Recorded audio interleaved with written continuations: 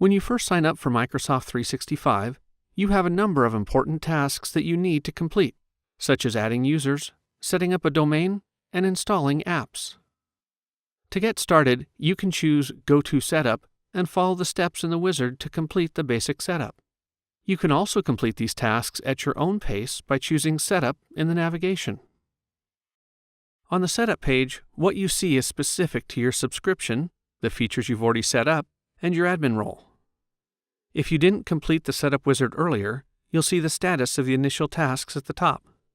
For example, choose Add Users to finish this task. When done, the Add Users task shows as complete. To continue your setup, choose the tasks you want to complete next. Select View. Here you can learn about the task and how it impacts your users. You'll also find links to related content on this task if you want additional details. When you're ready, choose Get Started. For this task, you can give admins only the access they need. The step is now shown as complete. Return to the Setup page to complete more tasks, or come back to this page another time.